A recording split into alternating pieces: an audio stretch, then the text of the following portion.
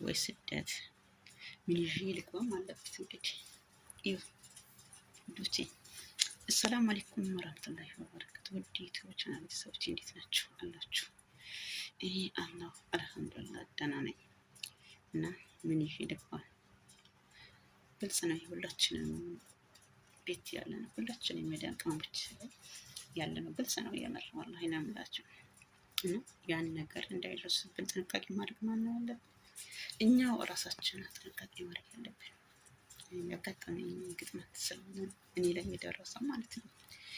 እና መጀመሪያ ገቢና ወጪያችን ሳናደርግ ሲቀር የራሳችን ችግር ነው እላችኋለሁ ውዴ።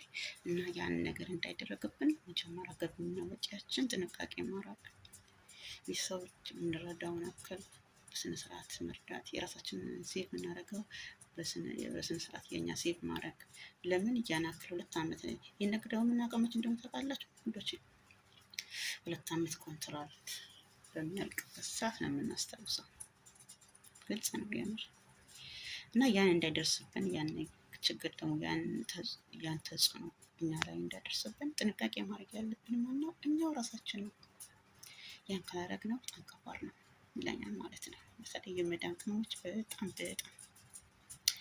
እና የምንረዳውን በስነ ስርዓት መርዳት፣ ምን ያክል መላት ያለብን እንዳለብን የምናውቀው እኛ ነን። ምክንያቱም ሁሉም ነገር የኛ ነው። ወላሂ የምሬ ነው ብላቸው እኛ ነው ተስቆ። ግን መጀመሪያ ጥንቃቄ ማድረግ አለብን።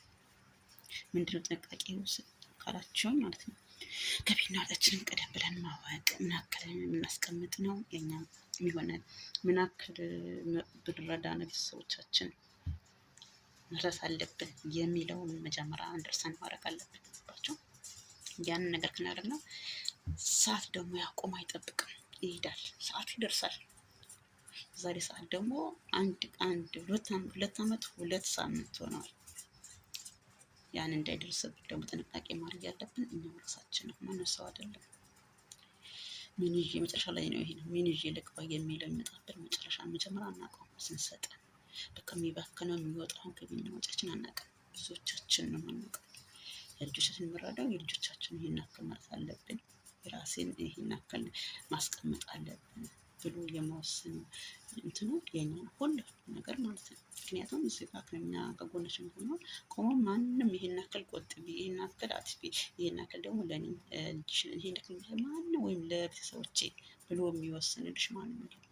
መወሰንና ፕሮግራም ማድረግ ያለብሽ ላንቺ ነው፣ ማንም ሰው አይደለም። ይሄን እንዳይደርስብን